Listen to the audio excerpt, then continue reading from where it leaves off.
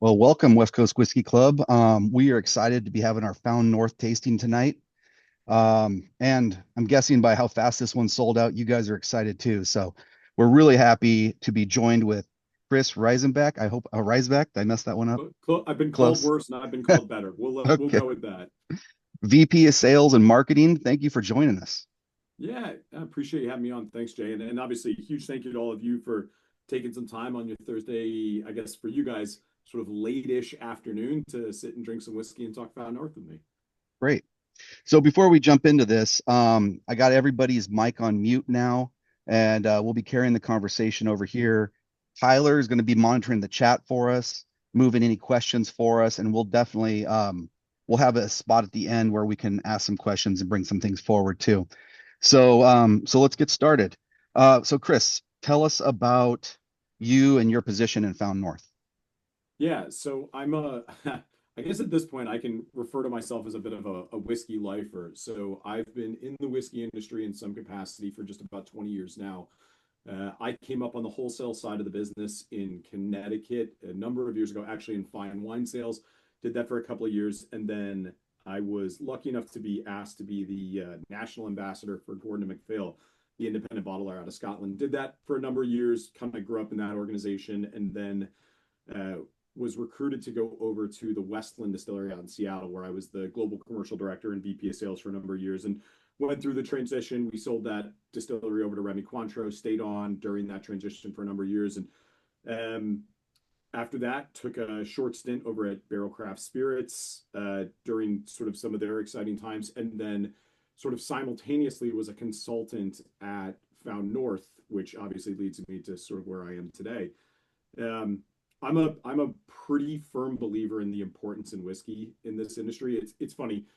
I've I've had friends that have worked in the distilled spirits industry, in the brewing industry, in the wine industry, and one of the things that's really special about whiskey, which I certainly don't have to tell anyone, that's in a thing where they're going to whiskey clubs virtually post COVID, is that whiskey really is different. Especially premium whiskey, and premium isn't really necessarily a price point, but it's more sort of the way that you care about what you're drinking. And I've always sort of made it a goal of mine to work with passionate, enthusiastic people, people that really, forgive me for the lack of a better word, but people that give a shit. Yeah. Because the reality is that there's more than enough really bad whiskey in the marketplace that doesn't need your time or energy. Some of that stuff is really popular, some of it isn't, but more than anything, I want to work in a whiskey industry, and I want to sell and speak about and be a part of brands that not only are making things more exciting for the whiskey industry sort of broadly, which I certainly think that's been a sort of red thread throughout my career, is working at places that have made a meaningful impact. But more than anything, it's working at places that want to push boundaries. When I was at Mhm. Westland, American single malt was not something that was sort of a built category at the time. When I was at Gordon and MacPhail, the concept of an independent bottler was a complete misnomer here in the U.S. And certainly Barrel Craft Spirits is, the original sort of independent bottler blender of the American whiskey side of things. So I'd like to think that I've been cutting edge, might be giving myself a bit too much credit, but I've certainly been someone with a fairly good nose and maybe palate for finding exciting things in the whiskey industry and sort of like aligning my flag with that. And Found North is definitely doing some exciting things right now. Like we were talking about earlier before we started, everything's selling out very quickly. So whatever you're doing, it's doing right. We've been really fortunate. It's an interesting time for the industry in the sense that there's a lot of really good whiskey brands that are really struggling right now through no fault of their own. And there's a lot of really bad whiskey brands that are probably immensely successful. I think one of the things that we're really keen on, and Zach, Nick, Sammy, Daryl, Lauren, Phil, and myself, we think about whiskey in every sort of part of the process. We're obviously really focused on how the whiskey tastes, the way that it presents to the palate, but we also think really carefully about like what is the right cadence. How often do you need to release a new whiskey? How often do you send an email? What's the language that you send an email?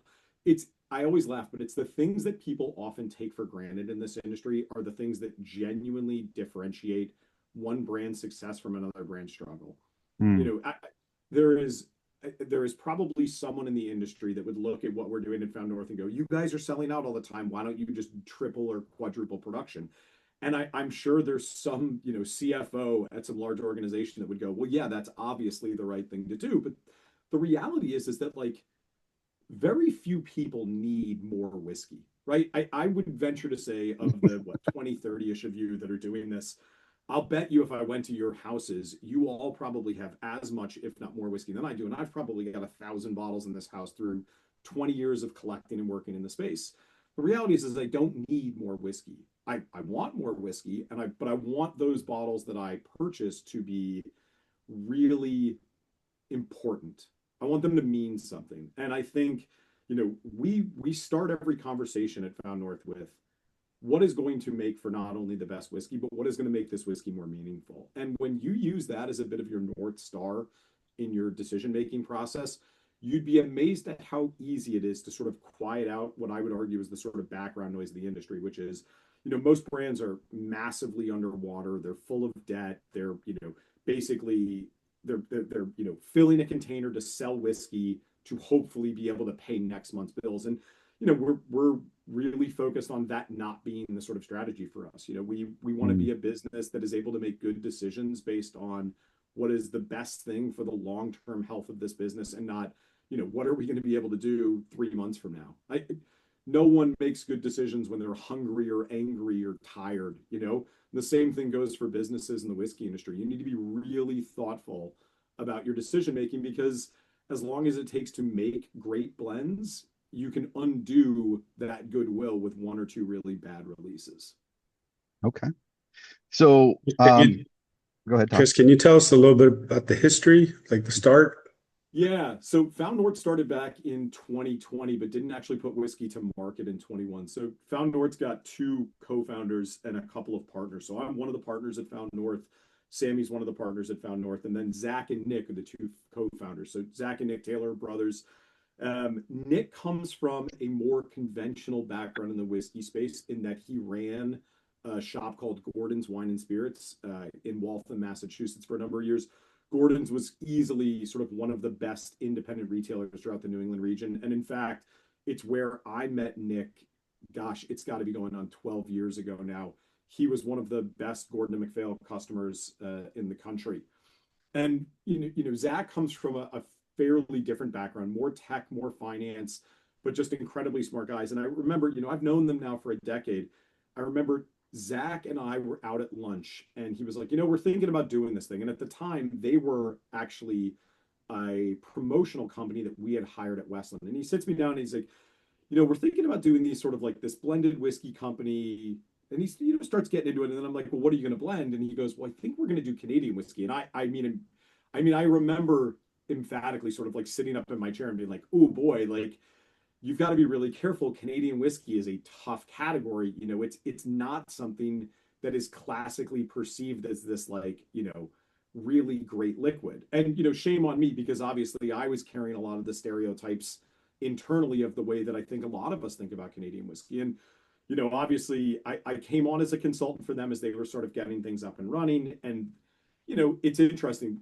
Found North went from being a company that it took about 6 months to sell out of an individual batch to, at this point, I guess technically speaking, if we didn't implement a lottery system, some of you might remember from batch 9, but we sold out of that whiskey before most people got the email that the whiskey was available for sale, which probably wasn't our finest moment, as you can imagine.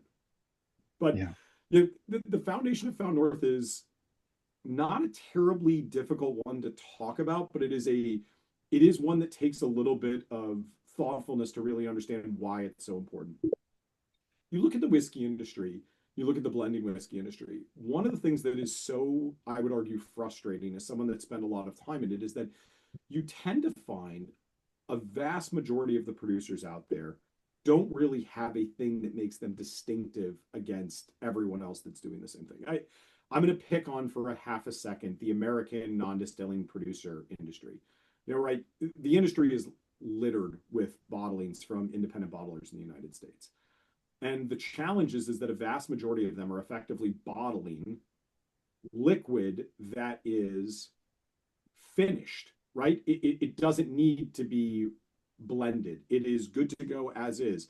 If you buy from, MGP, if you buy from Barton, if you buy from Heaven Hill, these are liquids that in many other places are already in a packaging as is. So the idea of just sort of relabeling them, putting them out, I find it very difficult to point out how those are distinctive and differentiated in a way that is meaningful for the people that buy them. Canadian whiskey is quite the opposite. In fact, you think about the American whiskey industry, the distillery is the brand for the most part, with the exception of, let's take MGP out of it, one distillery equals one brand, 1-to-1. The Canadian industry, very different, right? So a vast majority of the Canadian distilleries will effectively cover the liquid need for hundreds of different blenders potentially. So when you talk to Canadian distillers, one of the things that they're really focused on is the ability to make excellent distillate. I would argue a vast majority of them don't think of the product in terms of whiskey because whiskey is the result of blending components, right? You have to get to that step.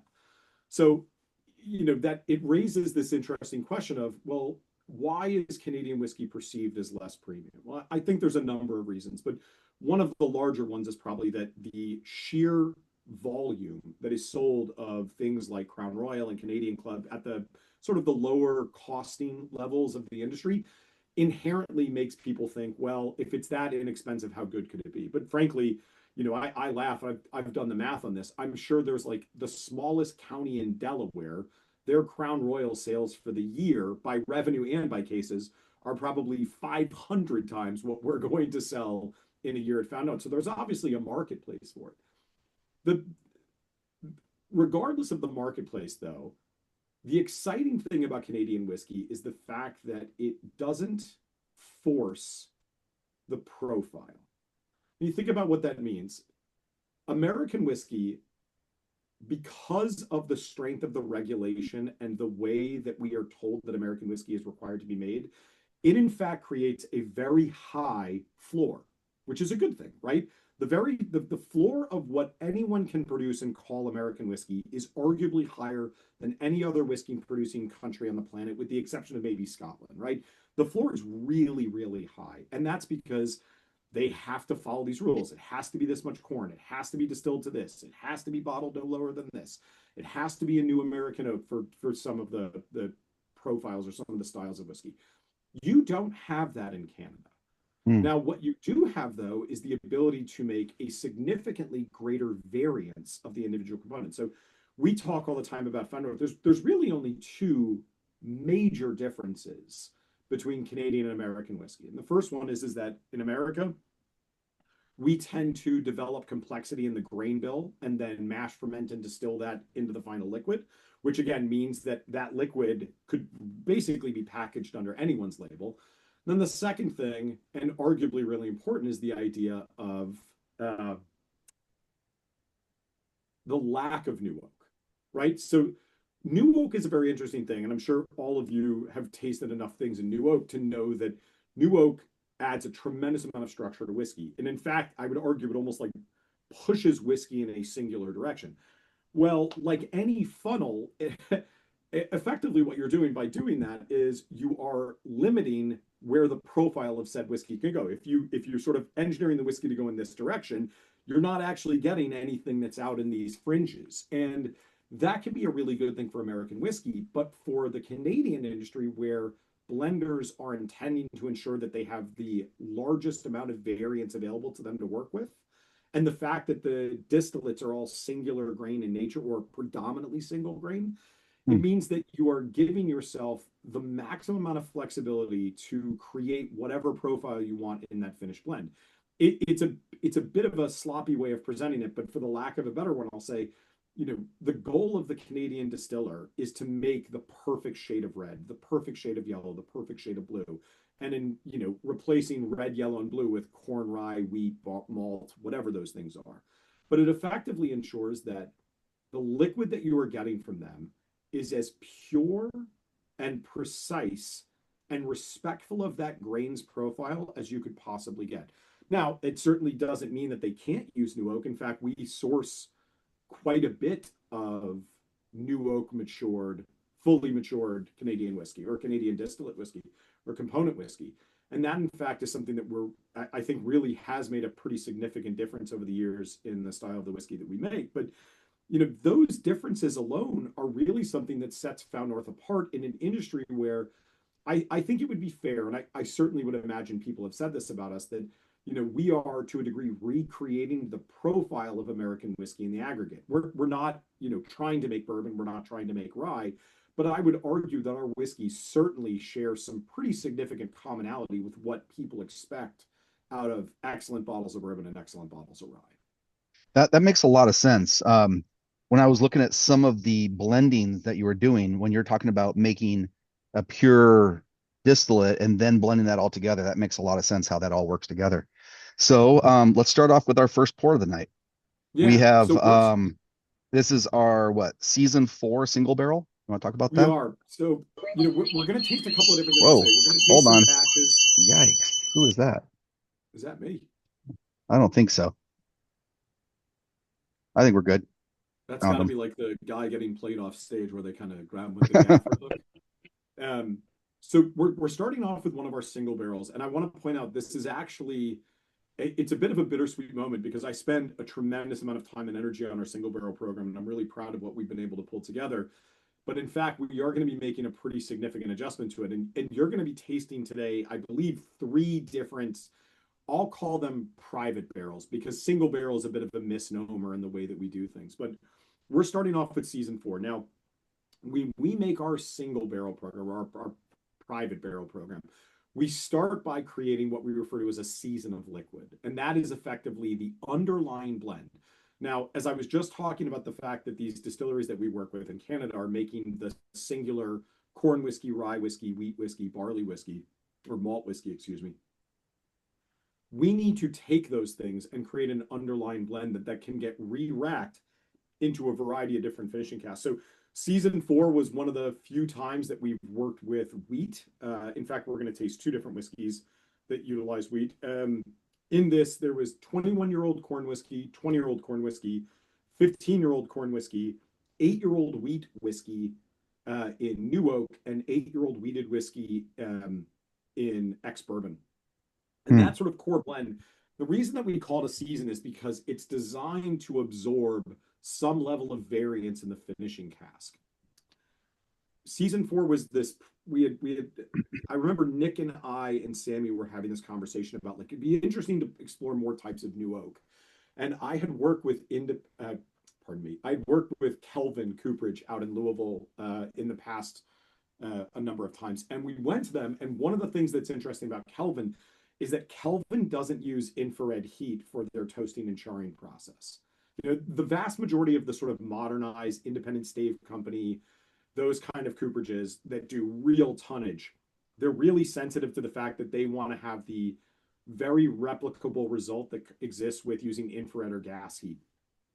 Kelvin uses live fire. So effectively, they're using scrap wood from barrel cuttings when they're actually fitting barrels together, and that becomes the fuel. So it's typically American oak. What a big shocker that is. But because they do that, we had this idea of like, okay, well, if they're doing that, what if we gave them different types of wood? So I just want to point out, season 4, every one of the single barrels is matured in a 53-gallon new air-dried American oak cask.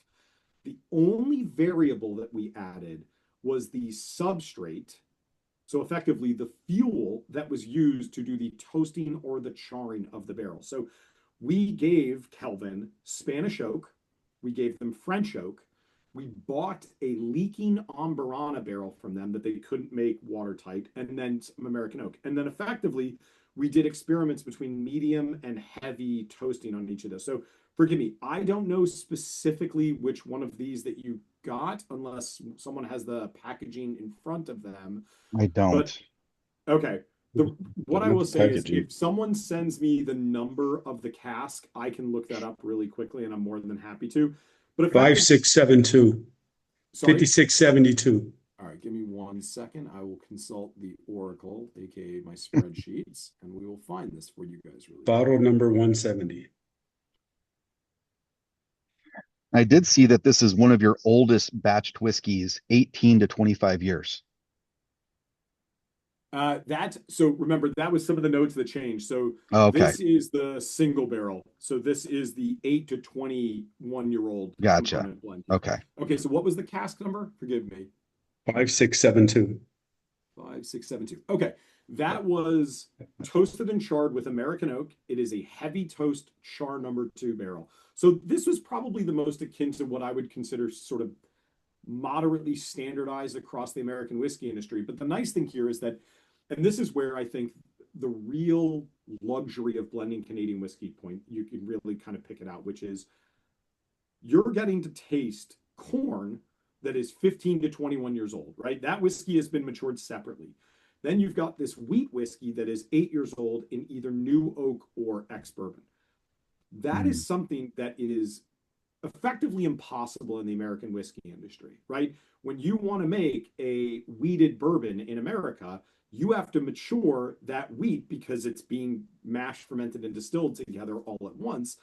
By the time that you get that liquid, you have to decide, do we want to embrace the wheat or do we want to embrace the older corn? For us, we don't have to do that. We can embrace the fact that we're going to say, okay, this 8-year-old wheated component is exactly the way that we want it. But in fact, we want the sort of rancio oxidized quality that exists in 15 and 20 and 21-year-old corn whiskey.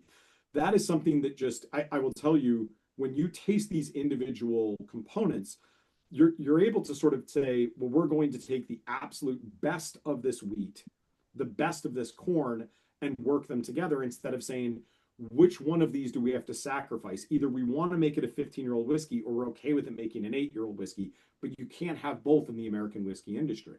Hmm. Yeah, there's a lot Cheers, of depth. everybody.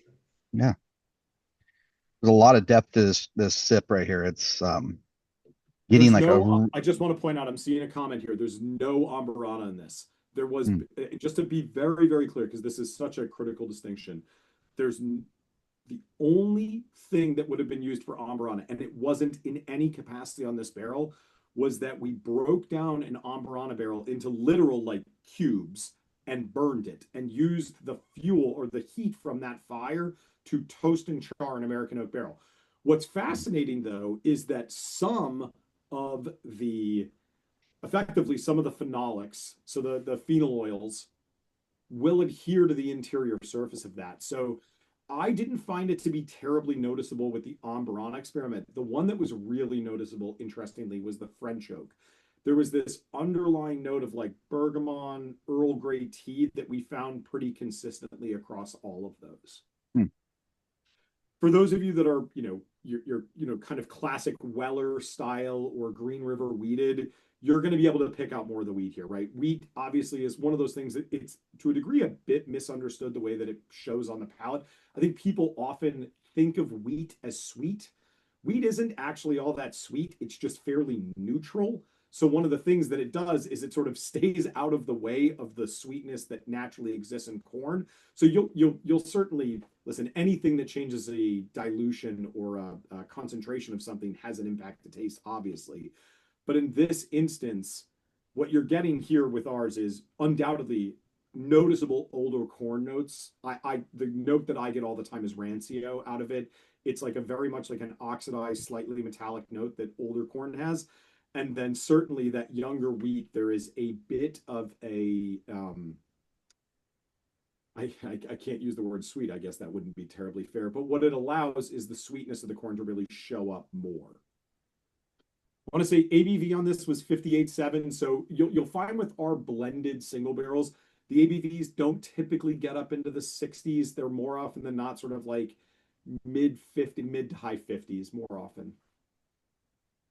There's a real I mean, there is a sweet component to that whiskey. It's really nice, but the dark chocolate notes are there, and you're getting that subtle like a charred like a charred brown sugar caramel type Yeah. note there, So which I really what enjoy. you're describing, I mean, obviously that is quintessential air dried new white oak heavy toast Hmm. or medium toast heavy char, right? You're getting that bruleed, almost like think of like the top of a creme brulee custard, Yep. where you're getting that like caramelized sugar, which is sweet, but also, frankly, a touch bitter. It's a lot of that profile that comes through. All right. So our second pour of the night is going to be the Found North Batch 5. Is this one another weeded whiskey? It is. So this is Okay. it's kind of perfect timing to do these sort of back to back. So if you have this in a different glass, it's interesting to go back and forth and do the nose of pour one versus pour two. So we've made two weeded batches historically. Batch five was the first one, and sort of, I guess, somewhat more recently, we did one that was batch 10. Batch five tends to have a fairly emphatic supporter system out there. It's a whiskey that I get a lot of emails about, like, oh, do you guys have bottles of this like sticking around? Just for what it's worth, we don't really keep backstock of just about anything. Unfortunately, we keep enough to do sort of events like this, but that's about it. But just a two whiskey blend here, which is sort of fascinating, which was a 21-year-old corn whiskey, about 73% of the liquid here, and then an 8-year-old wheat whiskey again uh, in New American Oak, and that made up about 27%. So Hmm. right over 58% ABV. I would argue because the wood note is significantly more subdued on this batch comparatively to the single barrel, right? The single barrel's intentionally being bolstered by some of that woodiness of the finishing barrel. Here, you're really able to pick up a lot more of the natural softness that the wheat shows, right? This whiskey just sort of like blossoms on the palate. And in fact, it's one of the whiskeys that I would always suggest to people, like when you put that whiskey onto the palate, really roll it around, like almost like force that whiskey to get oxidized on the palate before you swallow anything, because it really does do a nice job at showcasing how that wheat really softens the approach. There's Mm. almost no discernible tannin to this whiskey whatsoever. Like this whiskey is, in wine terms, I would describe it as like immensely quaffable. It's a real pleaser style whiskey. And what's fun is that, I from the early days of Found North, wheat was not something that there was this big intention of utilizing because, quite frankly, it wasn't something that we thought we were going to run into a lot of up there. Yeah, how often do you hear about weeded whiskey from Canada, Exactly. I coming always back think to the United rye. States? I always think Sorry. rye from there. I always think rye in Yeah, Canada. 100%. And I think certainly it's funny in terms of volumes of production, obviously corn by a million miles. Rye is large, but not nearly as large as I think people would think, considering how much Okay. rye is sort of known for its, or how much Canada is known for rye whiskey. But we have been able to find shockingly good wheat whiskey over and over and over. And I think it's because as a component, wheat really does a nice job at sort of, again, opening the palate up, being relatively soft on approach. It doesn't add a lot of its own natural, very aggressive flavors. So it allows you to kind of like push other things into the front of the whiskey. Um, the only thing I will say is that with the weeded component that we have bought, we have noticed a very significant difference between the stuff that is fully matured in ex bourbon versus the stuff that has been fully matured in New American Oak. In fact, a lot of the stuff that we've bought in ex bourbon, we have made the intentional decision to buy New American Oak from Independent Stave Company. So typically they're Cooper's Reserve, which is their 24-month air dry program. And we'll actually have those barrels sent up to Canada and have the whiskey re-racked at a variety of the warehouses that we worked with, because we're really mindful of adding some of that wood profile, but not completely knocking the sort of grain distillate note off the palate. It's definitely a bit of a threading the needle kind of thing. I will tell you, of every distillery that I've worked at by a million miles, we spend more on wood at Found North than any other place, almost, frankly, almost all of them combined. And again, when you're working with really old distillate, and I'll use 15 years as the sort of defining mark of what's really old versus not really old. One of the things that's really fascinating is how snappy, snappy is probably not the right word, but I'll say snappy, you can be with new oak to give profile on older whiskey. You have to remember, typically new oak is being used because it's almost being used as a bit of like a buffer to soften some of the angularity that can exist in young distillate.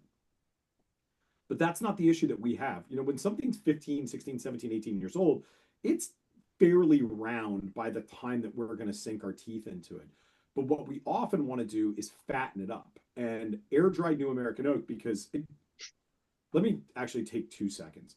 How many people actually understand the difference between air dried and kiln dried oak? Is that something worth taking like 5 minutes and just explaining it a bit? Yeah, please do. Okay. So we're going to start with our tree. This is a tree in a forest. In a kiln dried environment, this tree gets cut down, it gets turned into board footage. The board footage goes into a kiln. That kiln brings it down to an acceptable drying level in typically, 60-ish hours. And then that board footage is shaped into staves. Staves are turned to a barrel. They get toasted and charred, and they are typically at a new facility within 60 to 90 days. So why is that different? Well, air dried, that same tree in the forest gets cut down and it gets cut into board footage. That board footage gets palletized, sort of like top down on each other in drying yards. And basically during however long you can die, and you can buy 18, 24, 36. I've seen 60 month. I don't know if I've seen anything older than 60 month, but effectively they will let that wood just sit out at these drying yards. And what they'll do is, and you've probably seen a picture of this, but they are just enormous sprinklers. I mean, sprinklers that can shoot water hundreds of feet, kind of thing. And effectively, they're just hitting these things with water over and over and over because what's the best way to break down tannin? Well, tannin tends to be somewhat water soluble. So by Mm. hitting these things with tannin as it's cut into board footage, you are effectively breaking down the tannin that would exist. In that kiln dried barrel, you're not breaking down that tannin. That tannin effectively gets locked in.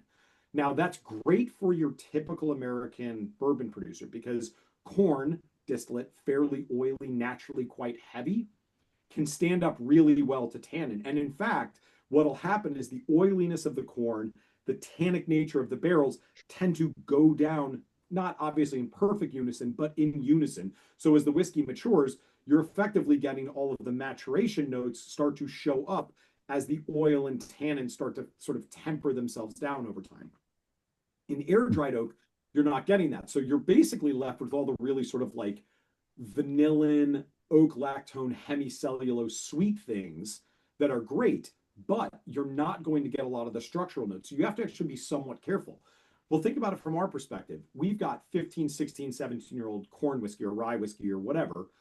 We don't want to add tannin to that. In fact, it doesn't need tannin, but what it often needs is a bit of richness, a bit of fatness to come through.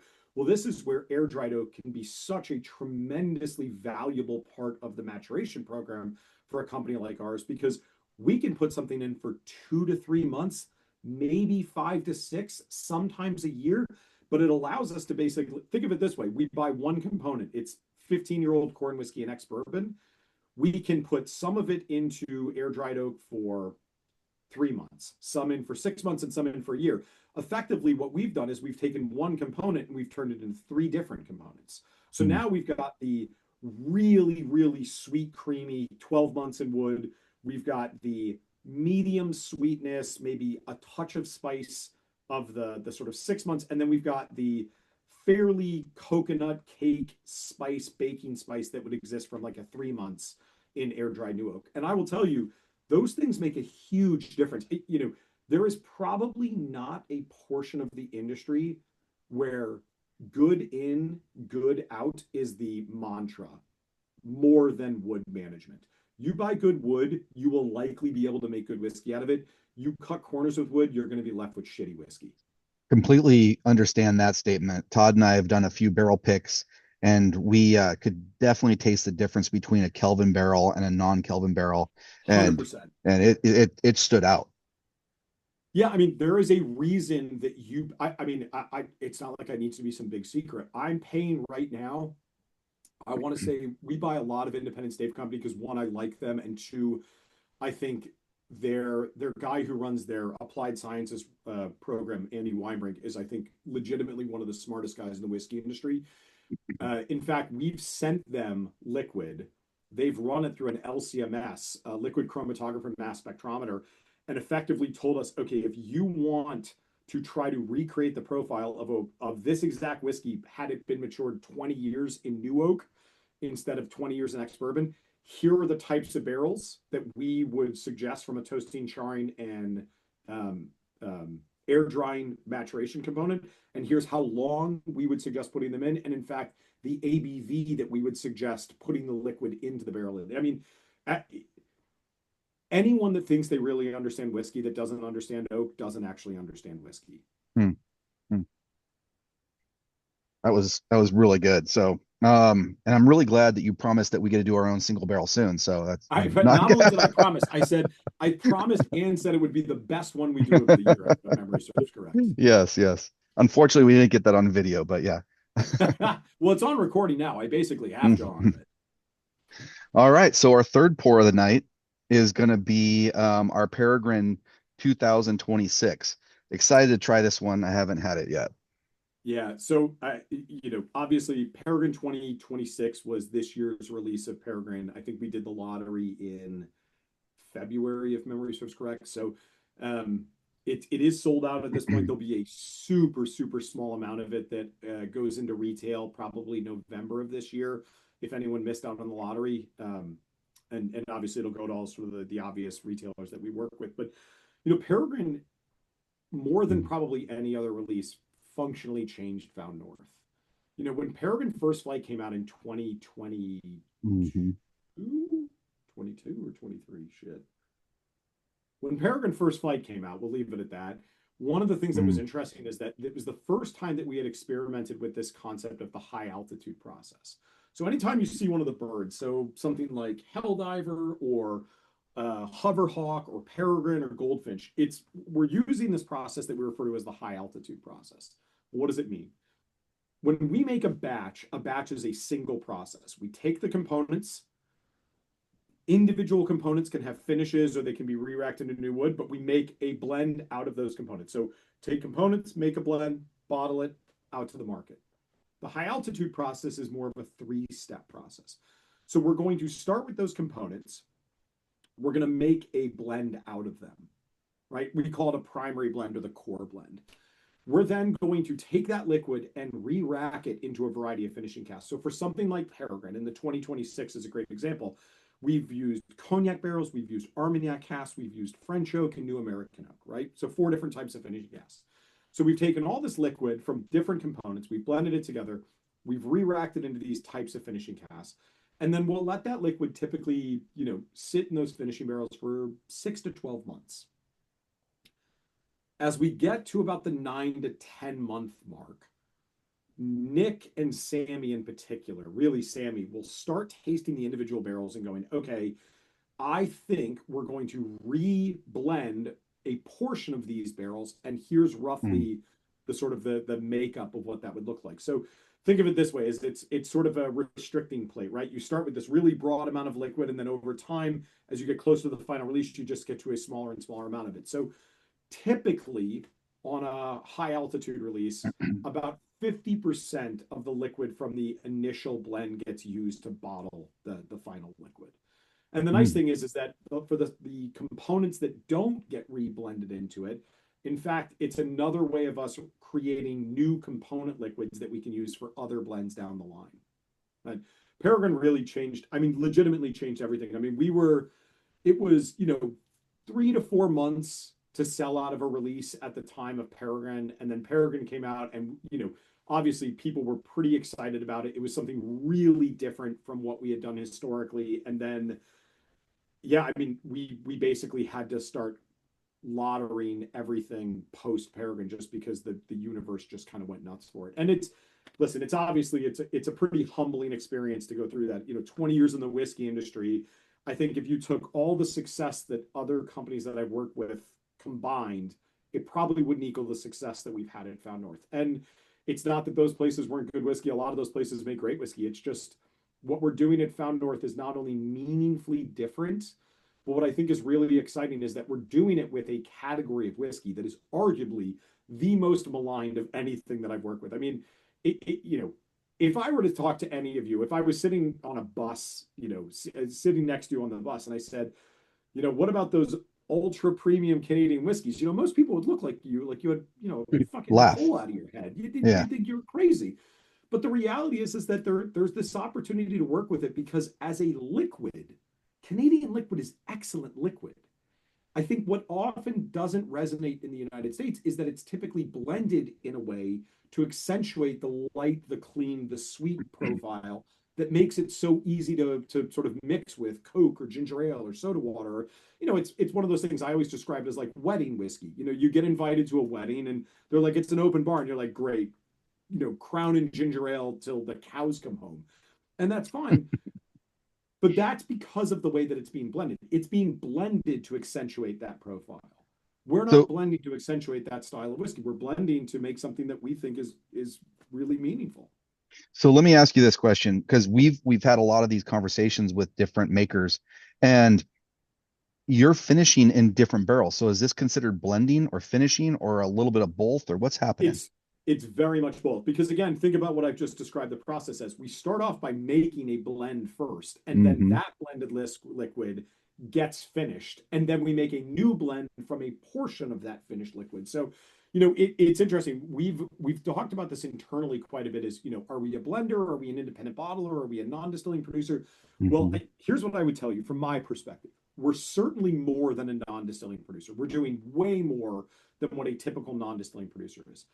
But we're also more than an independent bottler, because we're not just bottling the liquid, but we're also more than just a blender, because in fact, we're doing a huge amount of re-racking of that liquid and a huge amount of the actual adjustments to the maturation profile in general. So, not that it's one of those things that I guess it's important to sort of categorize us, but it's really exciting to see that I would describe us as a whiskey maker. I think and whiskey making encompasses maturation, blending, finishing, cask selection. It's all of these things. So it Yeah. takes quite a bit of time. I will say, Nick and Sammy and certainly Phil have done tremendous work over the last couple of years. Jay, you were alluding to this earlier. If you look at the back, if you go onto the website, foundnorthwhiskey.com, you can go, we'll show you what the components are for these whiskeys. Batches 1 through 4, there was a handful of components at best in these. I want to say in batch 11, there was at least 9 components, if not more. Hmm. That doesn't make batch 11 better, but again, it allows us to temper and adjust the whiskey with real micro level of adjustments and get very precise. Like, one of the things that drives me nuts is that you'll go to a tasting and someone's like, oh, there's a lot of red fruit. Well, that's like the shittiest tasting note of all time, because a red fruit's a cherry, a strawberry, a That's my tomato go-to. is technically a red fruit. Like, none of those things smell or taste the same. So it's more about being, and I would say this is a good thing for anyone as they're trying to learn more about whiskey, is be incredibly hard on yourself to be precise in what you Yeah. taste. Because Yeah. I can assure you that, like, Jay and I don't taste strawberries the same way, or cherries the same way, or tomatoes the same way. Like, your, frankly, your memories have a pretty significant impact on your perception of Hmm. flavor. Like, when I think of strawberries, I think of the strawberries that I used to pick as a kid visiting my grandparents on Long Island, when Long Island still had strawberry farms on it. Like, that's not a thing that exists anymore. And they're not the ones that I've had out in California that are, the size of a fist and, about probably 6,000 grams of sugar per thing. Hmm. They're just a very different animal. So on your high altitude series, is that a is that a consistent profile that you guys are shooting for year after year, or is this something that's gonna vary and it's gonna vary and you're just leaning for the best whiskey possible? It's so, well, certainly the last thing you said is something that we would do no matter what. But what I would say is that each of the birds has a personality, and that personality to a degree has some profile. So you're going to find that when we make Helldiver, it's going to be sherry, it's going to be jammy and unctuous and deep and rich. When we make Peregrine, I've often described Peregrine as it's like Hmm. drinking fruit being played through a trumpet. It's a bit brassy, it's bright, it's really sort of like kind of a high tone style, intense citrus style fruitiness. You don't get that out of Hoverhawk. You don't get that out of Goldfinch. Each of these whiskeys has to have sort of a core style. So if I had to say with Peregrine, I would argue it's cognac, right? Cognac has been the Hmm. sort of through line on all of the Peregrine releases, much in the way that Pedro Jimenez has been the sort of through line through all of the Helldiver releases. And Sauternes will likely be for each of the Goldfinch releases. Okay. Let's move on. Yeah, I go ahead. saw I'm just going to add to this point here from Fire, which is no, I would argue there's definitely a commonality to each of them, but they are noticeably different, and especially when you taste them side by side. Like batch Peregrine 1 versus Peregrine 2, or I guess I should say First Flight versus the 24 edition, are noticeably different. And I would argue that 26, because we've included some Armagnac barrels, there is a noticeable earthiness to this release that doesn't exist in its two predecessors. Yeah, and what's interesting is like a 20-year age statement on that.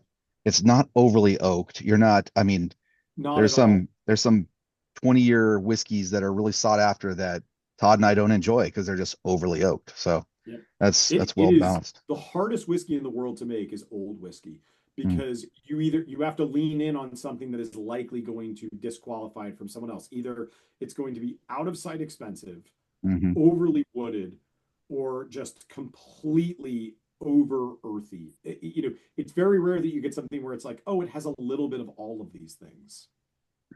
All right, so our fourth pour of the night is going to be our Found North 12-year single barrel Calvados finish. Yeah, so this is part of our season sixes. So going back to our single barrel program now. So here I'll explain a little bit what the core sort of composition of this one was. So on season six, it was 12-year-old rye, predominantly 12-year-old rye, about 50% of it. And then there was a small amount of 21-year-old rye, 15-year-old corn whiskey, 17-year-old corn whiskey, 22-year-old corn whiskey, and 25-year-old corn whiskey. So to kind of put that in perspective, it made it about 49% rye, 48% corn, and about 3% malted barley. Now you'll note, I obviously didn't say that there is malted barley component liquid in this. However, what you will often find, especially with rye, is that very rarely is rye 100% the Yeah. grain mash. It'll often be like 95.5 or 97.3 or hmm 98.2. The reason for that is that rye, by definition, lacks a lot of the enzymatic activity for self conversion. So in the brewing industry, they would describe it as something called referred to as degrees Lintner, which rye is not high enough for self conversion of its own starches effectively. So we always get a little bit of that coming through. And frankly, even on some of the corn runs that we've been buying lately, we are noticing a little bit more barley. Again, it allows them to stretch the grain. You often get a little bit of a softer profile, which broadly is sort of a good thing, I would argue. Okay. So this So is 117.1 proof, aged yeah, 12 years. I'm a huge fan of these Calvados finishes. In fact, Calvados is arguably my favorite style of finishing cast that we get. So it's interesting. I'm seeing what each of you are kind of writing. There is a load of those herbal notes on these season sixes. That dill, I would argue, maybe a bit of eucalyptus, some like a bit of a Yes. menthol note to it. I hmm really like that. To me, that is a quintessential Canadian rye profile hmm note that you get out of it. But what I like about Calvados is that Calvados is the it's the essence of an apple orchard, not the essence of an apple, right? If you want sweet, Calvados isn't where you go. You can get sweeter appley profiles out of other things, but if you want earthy, funky, but also sweet, you can get that much more easily out of Calvados. Like in fact, I would argue that like Calvados is to apple profile as Burgundy is to Pinot Noir profile, right? Obviously, Pinot Noir can come in a million different sort of profiles, but in fact, Burgundy gives you that sort of like earthy, barnyardy hay thing. You definitely get a bunch more of that out of Calvados. There's a Calvados often reminds me of like a peeled apple that has been slightly dried out, but not the actual sort of central portion, the sweeter portion of the apple. You don't get any of the juicy notes out of it. Yeah, it's really interesting. There's a really like it's like you feel like this is rye, and then all of a sudden it's not. And it's Yeah, really a it's nice almost as if the juxtapose of corn situation. basically like blocks the rye from going all in. Yeah, And yeah, I'll point out, and I know I sound probably a bit of a broken record here, but like this is why Canadian whiskey is so exciting. Because if you have to mash, ferment, and distill those grains together, something has to be the predominant note. Something is the thing that has to stand out. When you're doing them as individual components that then get blended together, you are taking into account the profile differences as an aromatic, as a finish, as a core note, and you're able to ensure that you're getting all of that to come through. The people think all the time that it's like blending is not it's not a linear thing in any capacity, right? It's mentally it's easy to think, okay, we took something sweet and we took something spicy. So what we are going to get as a byproduct, if we blend those things 1 to 1, is something that is sweet and spicy.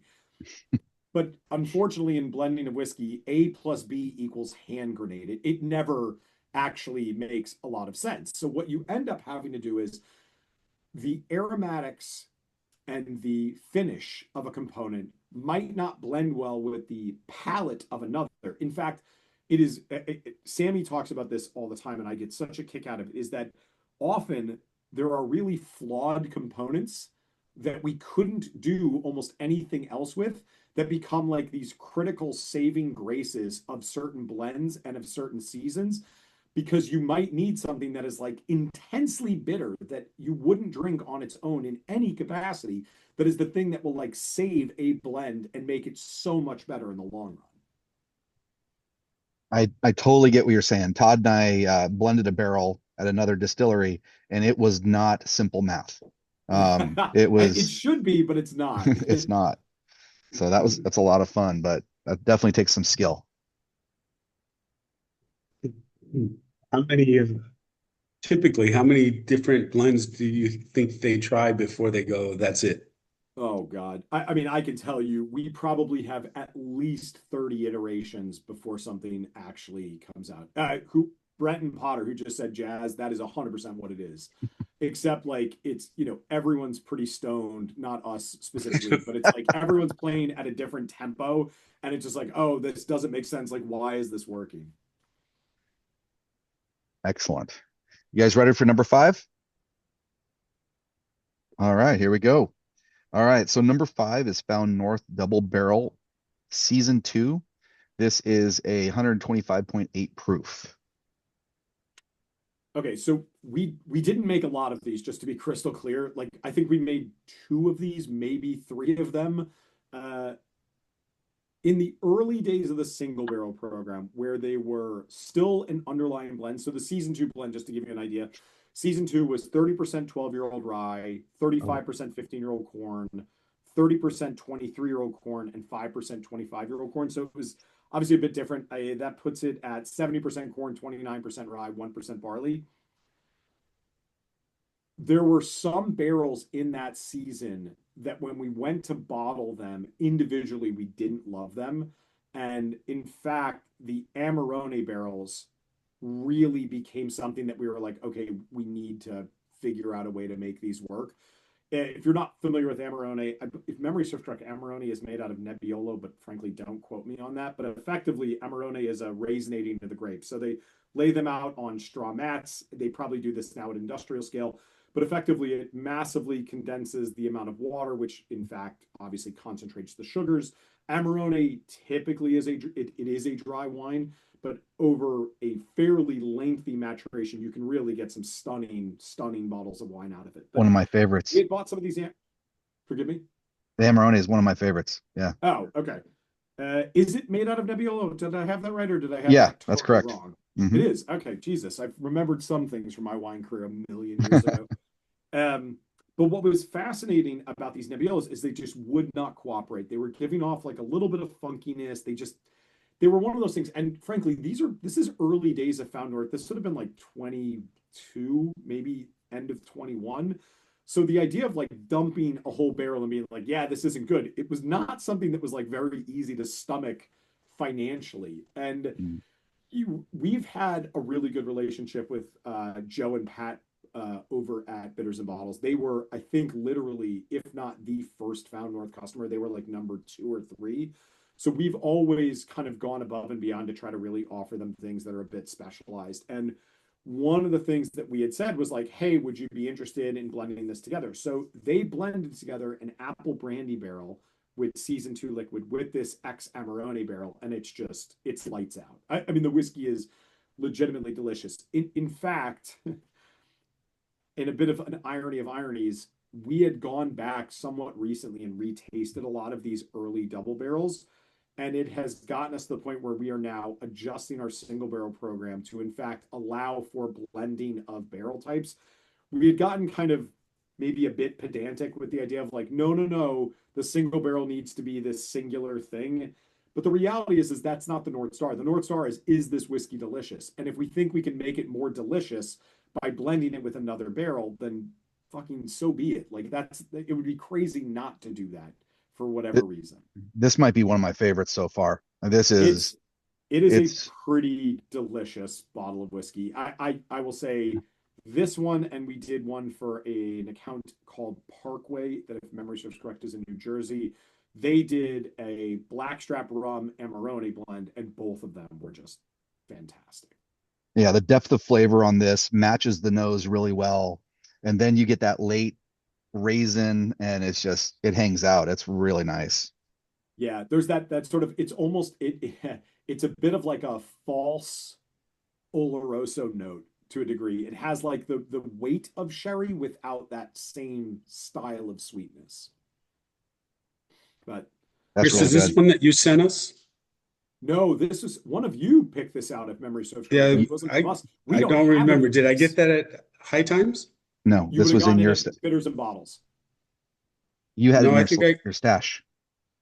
then what I get at High Times? A single barrel? That's the We last did one. it. We The next one. did single No, barrels at High Times for sure. that's Fog City. Yes. Yeah, but Chris sent us Fog City. I sent you guys the Fog City. Oh. Yeah. So you guys likely, that season 6, that Calvados was one that we did for Execs Whiskey Club with a guy in the name of Fernando Castorena, and they use High Time as their retailer of record. Yeah, we know Fernando. Yeah. Yep, good dude. Okay. But yeah, fun. These are really different. And so the last whiskey that we're going to taste, ironically, is our, what I would describe as our new custom blend single barrel program, which is what we've just done for Fog City Social. So it's been this sort of full circle moment of like, we started off by allowing these sort of blending of finishing types. Then we got away from it a little bit because the barrel program had sort of expanded. And now we've actually gone back to this sort of custom blend because we just, I mean, you guys, the reaction speaks volumes, right? It makes for a more complete, compelling whiskey. All right. So our sixth pour of the night is going to be the Found North private blend. What you said is going to be changing that name, right?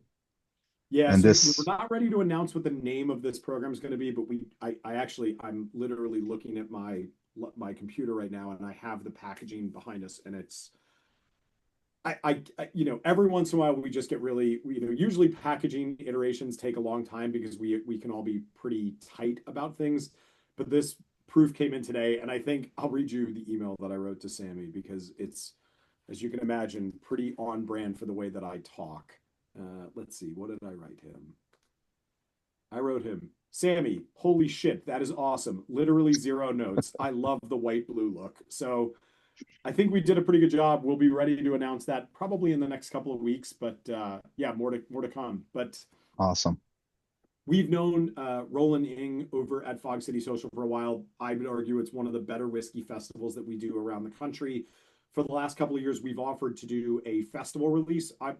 Coming from the malt whiskey industry for a number of years, the festival exclusive single barrel was a big deal in Japan, in Singapore, and Taiwan. And when I was doing those shows, one of the things that was always cool is like you'd buy those festival bottlings. Like, frankly, those would sell out way before any of the other allocated stuff would. And it always kind of amazed me that people didn't do festival bottlings in the US. They were like, no, we'll bring our own limited release. And it's like, well, yeah, but what better way to commemorate this specific festival than like something that is specifically for it? So this is our custom blend program. If memory serves correct, it is an 11 to 20. Oh God, I think this has up to 22-year-old liquid in it, with a vast majority of it been finished in Sauternes and the remainder of it being finished in New American Oak. So here's what I would say. If any of you own a bottle of Goldfinch, we are using Sauternes barrels from the same producer here as we did there. I would argue this is better balanced comparatively to Goldfinch. One of the things that was interesting about Goldfinch is that Goldfinch had this really big eucalyptus note because a lot of the Sauternes and the rye just interact in a very specific way. So Steve's got a bottle there. In here, because there's much more corn whiskey in the underlying blend, what I found is that there is a almost like a honeyed almond note that comes out of this one that I absolutely love. If this is an indication of what these private blends are going to look like for the future, I think people are going to be really excited to get them. Yeah, I completely agree with that. I wasn't getting any sort of like the mash bill on this is 71 corn, 29 wheat. Yep. And this is No wheat on this. no? Oh, No, okay. you're thinking of the season 4. Oh, okay. All right. Yep. Yeah, this one is predominantly corn. I think a little bit higher actually, and then rye. Okay. Yep. But yeah, these are fun, and again, it's just kind of showing That's how much the excellent. program is going to evolve because it's you know brands say it, and I know it comes off pretty hokey because frankly, even I hear myself saying it's like, well, obviously that's the case, but you know, there's nothing more important than good whiskey. There's like nothing. Like I have quite a bit of faith in the way that we do things. We're going to sell out of our whiskeys because I think we make good whiskeys and I think we charge an appropriate amount for what we produce. So we just obsess over making good whiskey because at the end of the day, if you're buying our whiskey for the packaging, you're in deep shit. Like that's not the reason to buy whiskey. Buy the whiskey because the liquid's great. Yeah, if the bottle looks great, that's a great benefit. But yeah, we want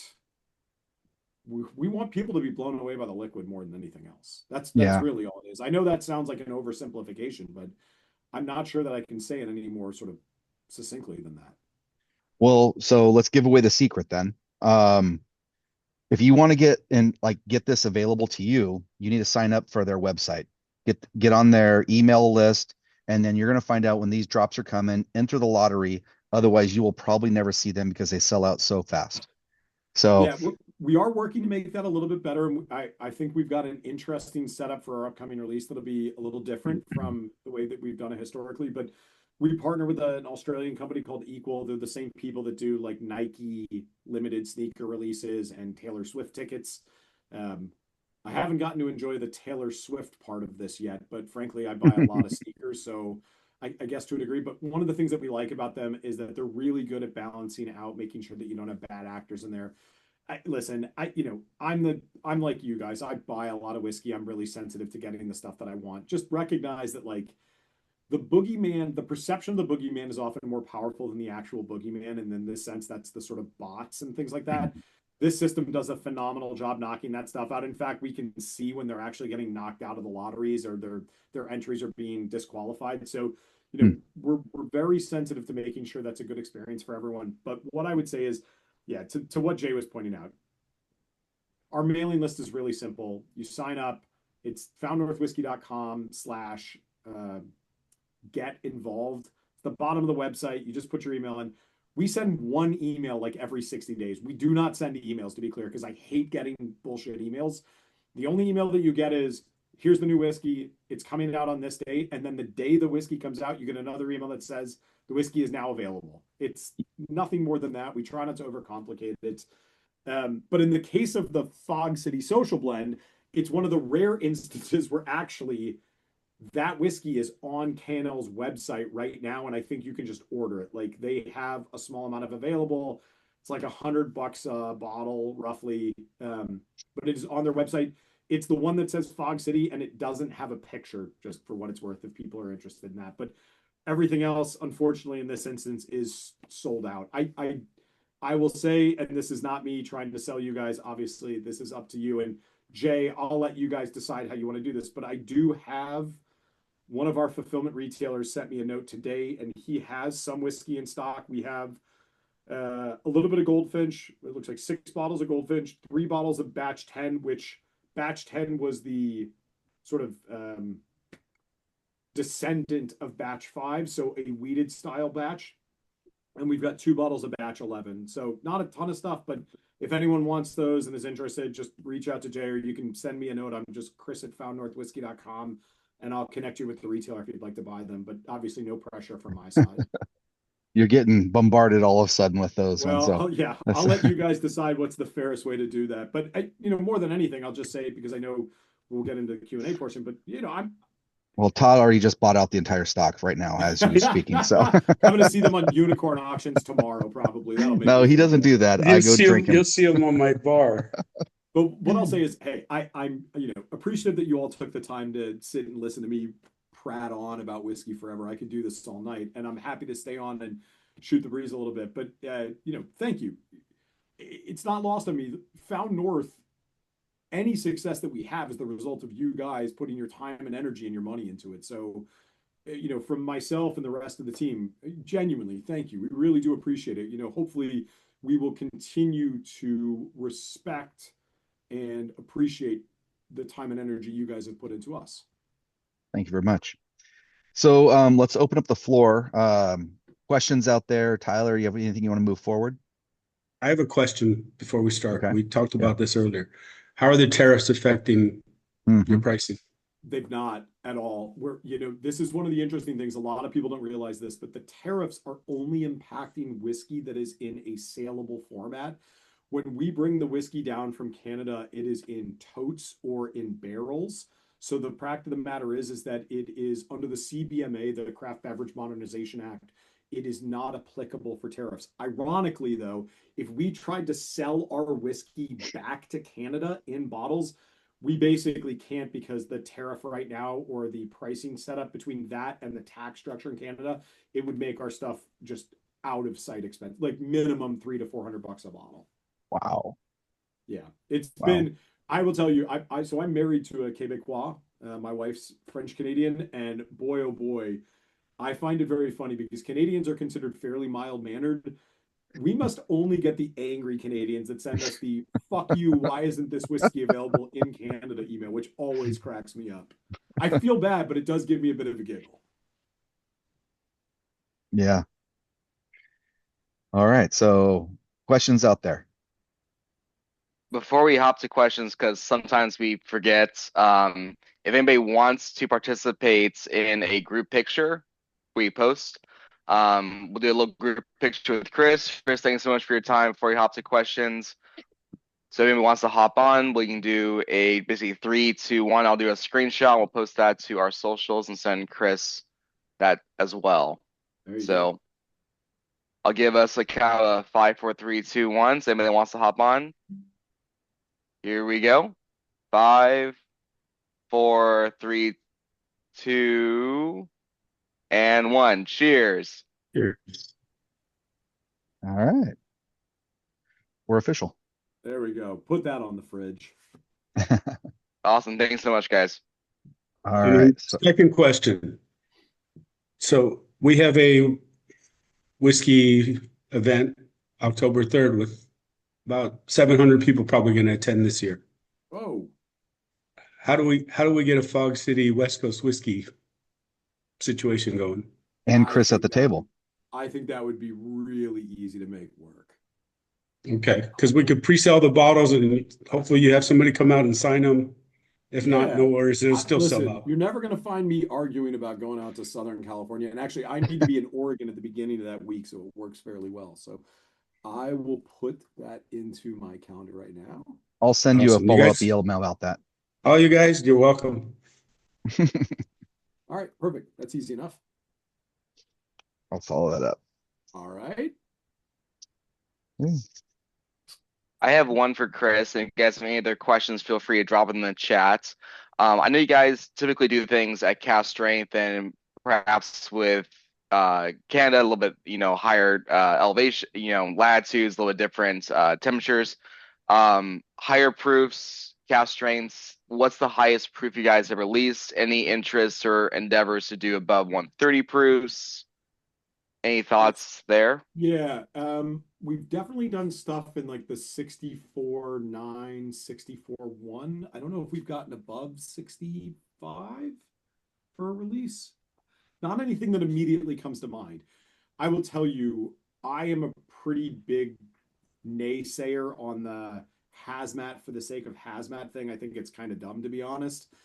But if whiskey turns out to be hazmat and it is good, I'm all for it. but to simply release something to get like the almost 140 proof, I just don't get that. It's like I'm a pretty understanding dude when it comes to the whiskey industry because everyone's trying to find an edge, but man, that seems like a real money grab to me. Totally fair. And you guys definitely don't need it. Yeah, I think it would be pretty off brand for us to be like, yeah, we made a, God, it would be like somewhat there's plenty of other people in the industry that can do that work. I think we're okay not being that company. How large of a release is the Peregrine and the different high altitude? It varies. I can tell you exactly what we made for Peregrine 2026. Hold on. We made, let me get into our form. I want to say we made 800 cases, 6-pack cases, but that might be low. Let's see here. Peregrine 2026. Yeah, just a little less than that, about 725 cases we sold. We made 750. So we typically keep 20 to 30 cases back for, long-term things. Like if we ever want to do, one of the things that I really want to be able to do down the line is like do a Peregrine vertical of like 5 years where the Peregrines back to back to back, because someone was asking like, how are these different? You forget that if you don't keep these things, it's really hard to do those sort of events. You have to kind of accept the fact. It means that unfortunately my basement and Nick's and Zach's are like fucking chock full of these things. But it's good to hold on to it and have it long term. I totally get that. Like I crack all of our barrel picks. I rarely save them, and I wish I did. Luckily, I drink It's Todd's tough. instead. It's really tough. You're like, man, we should have kept 2 bottles of this. And then, Hmm. inevitably it'll be like, I always laugh, but my dad sent me a text today and he's like, hey, we got a guy leaving the company. He's like, I really want to give him like a nice bottle of Fountain North. He's like, can you grab me something? I was like, Jesus, I gotta go in the basement, like find something randomly that'll fit. So everybody is posting their favorite bottle of the night so far. I saw a couple double barrels in there. Some of Brian's these texting. comments are pretty epic. I'm not gonna lie, these are pretty good. Michael's uh, doesn't discern too much. He's 1 through 6. He liked them all. So there you go. That's good. I thought that I loved number five. Like I really love number five. Like I was texting that want to hunt for it, but number six was also that again, that Fog City one was fantastic.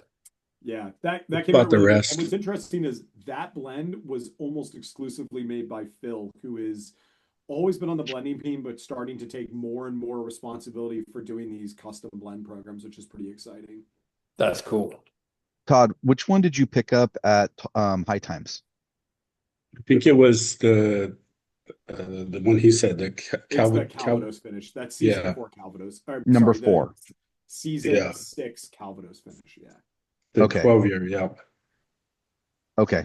I think that's still available at High Times. It is. Yeah, It is. they had a little bit of that. I mean, again, those barrels, if you're trying to start getting some Fountain North, the single barrels are always easier to find than the other things by far. It looks like they have the Goldfinch 15-year for $200, and then they also have a 12-year Armagnac single barrel for $90. So yeah, when we did the barrels for execs, he bought a half barrel of 2 different barrels. So one was Armagnac and one was Calvados.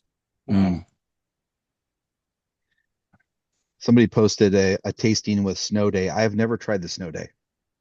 Oh, I'll send Yeah, you you guys a have. bottle of Snow Day. I'll just send you one out and you guys can mess around with it. That whiskey's fantastic. Oh, okay, great. Yeah, Jay, just send me an email and just remind me. Yeah, absolutely. Yeah, Snow Day's awesome. It's that whiskey, Zach has been thinking about that whiskey for probably as long as Found North exists as a company, and it finally got made this year, sort of this past winter. Mm-hmm. Excellent. Any other questions out there?